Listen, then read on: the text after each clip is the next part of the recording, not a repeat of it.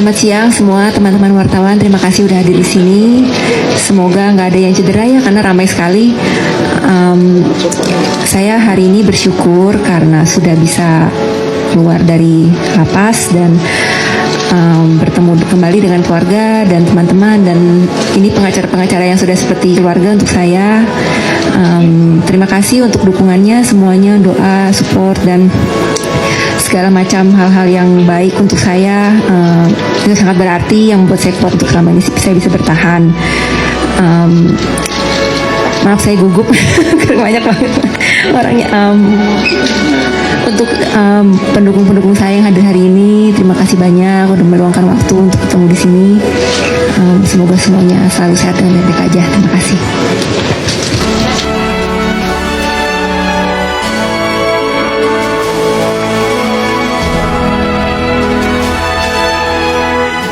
Ada pertanyaan dari teman-teman pasti.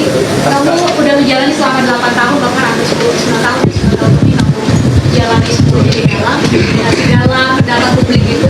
Kamu benci nggak sama semua orang atau siapapun yang membuat kamu harus benar di penjara? Kamu benci? Pada waktu awal itu terjadi, saya merasakan sangat sedih sekali ya. Tapi sejalannya waktu dan sekarang ini saya sudah memaafkan semua yang telah melakukan hal-hal yang buruk kepada saya. Sudah tidak ada kebencian lagi di hati saya. Jadi sekarang saya udah pulang aja untuk menjalani, juga saya harus menjalani apa yang saya harus jalani. Jadi saya sudah maafkan semuanya dan saya tidak ada dendam sama sekali. Tidak ada kebencian di diri saya sama sekali. Meninjau kembali apakah Kalau untuk upaya hukum, saya akan serahkan ke Pak Moto karena Pak Moto yang akan ngomong soal upaya hukum. Saya rasa ini akan berjalan dengan sendirinya ya. Tapi karena yang kayak tadi saya bilang, saya sudah tidak menyimpan kebencian atau perasaan negatif dalam hati saya. Jadi mungkin niat dan pandangan saya di masa depan itu ya, saya mau ya selalu yang terjadi adalah hal yang positif. Jadi kalau misalnya saya melihatkan seperti itu, ya saya berharap saya dan orang-orang di sekitar saya bisa baik-baik saja menjalani kehidupan di masa depan nantinya dengan dipenuhi dengan hal-hal lebih baik lagi daripada yang lalu. Ya, terus terang aja kami memiliki novum untuk perkara ini. Berbeda dengan yang dulu, sekarang ini justru kami menemukan novum. Bahwa memang novum ini novum itu kan begini. Novum ini adalah suatu bukti yang ada pada waktu perkara itu dijalankan, tetapi tidak kami temukan bukti itu pada waktu perkara itu berjalan. Yang mana kalau bukti itu tadinya ada pada waktu itu dan bisa kami sampaikan di pengadilan, maka putusan hakim akan bisa berubah. Nah, ternyata selama perkara ini berjalan sekian tahun, 8 tahun ini, kami tidak pernah menemukan bukti itu, sehingga tidak ada alasan kuat untuk menyatakan ketidakbenaran itu. Tetapi suddenly kami menemukan bukti baru, yang mana bukti itu sebenarnya ada pada waktu itu, tapi disimpan oleh seseorang, disembunyikan oleh seseorang, sehingga terhilang bukti itu, sehingga putusan itu memberatkan dia. Kalau ada bukti itu tadinya, maka dengan bukti itu kita bisa buktikan bahwa sebenarnya perkara itu harus berkata lain. Karena kadang-kadang kan hasil pengadilan dengan fakta di persidangan kan kadang bisa beda, ya kan? Ada yang mengatakan ini harus bebas, tapi nyatanya dihukum. Ada yang mengatakan ini seharusnya dihukum, ternyata bebas. Nah, tetapi saya berharap bahwa kadang-kadang putusan hakim ini tidak selamanya menjadi berakibat buruk kepada seseorang. Ada kalanya orang dihukum tapi tetap dipercaya oleh masyarakat, karena masyarakat mengatakan dengan bukti-bukti dan fakta-fakta yang kita tampilkan di persidangan, dan beruntung kita sekarang sudah ada live di TV, semua bisa menonton apa yang terjadi di persidangan, maka bisa saja dikatakan wah, berdasarkan ini sebenarnya ini harus bebas, tapi putusannya menghukum. Bisa terjadi karena itu keadilan yang ditentukan oleh hakim. Nah, paling tidak kami akan berupaya membuktikan kepada masyarakat bahwa bukti ini ada jelas disembunyikan pada waktu itu, dan kalau kami tunjukkan itu, orang akan tahu, oh berarti benar-benar seharusnya dia harus tidak dihukum, kira-kira begitu. Dan dia, saya tanya waktu tadi malam kemarin, seandainya kau keluar, apa yang kau inginkan, katanya sama dia. Dia bilang saya mau makan, katanya. Makan apa? Makan sushi, katanya. Saya sedih juga dengarnya. Itu aja nih, minta yang lain. Dulu saya waktu sekali saya pengen makan sushi, di sini nggak ada sushi. Jadi ya saya bilang oke. Karena itu saya bawa dia ke restoran Takum ini, saya ajak makan sushi. Itu aja permintaan dia, nggak ada yang lain. Jadi saya tanya, kamu rencanamu apa? Saya nggak tahu, katanya. Blank, katanya.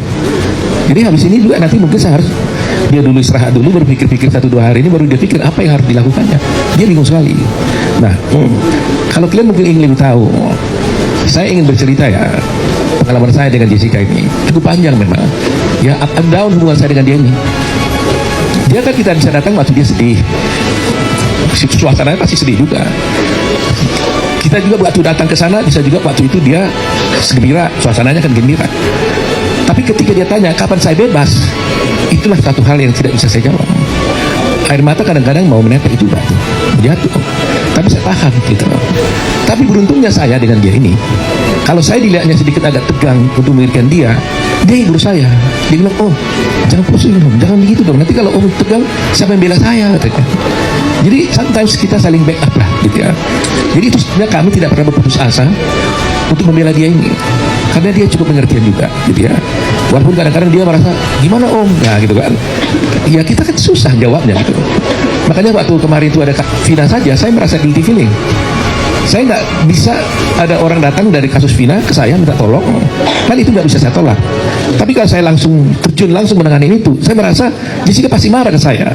Kok itu diurusnya saya punya belum selesai? Gitu nggak deh? Kamu ada perasaan gitu ya? Nah, lihat nih coba, betul kan? Ngaku dia udah. Saya ngerasa itu sebabnya teman-teman wartawan seringkali kan minta saya wawancara kan, mungkin 2 minggu ini masa kesal ke saya kan. 3 minggu ini banyak wartawan kontak saya minta wawancara tentang kasus Vina. Semuanya boleh katakan hampir tidak saya ikuti. Terus terang aja saya jujur hari ini, buka dosa nih, buka kartu saya nih. Saya nggak enak kepada Jessica. Itu aja. Tapi saya tidak tinggalkan kasus itu karena ada tim saya 150 orang yang bantu itu. Ada Jute, ada Rule dan sebagainya. Begitu saya merasa tanggung jawab saya terhadap Jessica ini. Nah, kalau sudah sekarang mungkin sudah mulai agak sedikit tenang. Is what would you say now to the family of Mirna Salihin? Thank you for the question. Well, I think the hardest thing would be accepting what I have to go through and staying positive and maintaining my sanity and wellness. I guess that's the hardest thing. But sometimes when I'm feeling down, then I have to pick myself up again. And also, for Mina's family, well, I'm sorry for your loss. Like, it's my biggest condolences. But that's all I can say for now. Thank you. Saya untuk nanti malam aja saya belum tahu saya mau ngapain. Jadi saya belum tahu ke depannya saya harus ngapain dan harus apakah saya akan melakukan itu atau tidak. Saya belum gimana ya, belum terpikir karena saya masih baru keluar gitu, masih ngelihat jalanan, mau melihat yang di luar ke sana itu ada apa dulu gitu. Biar saya healing dulu sejenak, baru saya berpikir apa langkah berikutnya. Tapi kamu kelan kopi nggak sih? Pak Jessica kan tadi katanya berusaha untuk stay positif, caranya apa tuh Pak sama di dalam penjara buat menjaga sanity? Kalau itu perjalanan yang panjang ya, dan itu bukan sesuatu yang dibangun dalam satu malam aja. Mungkin karena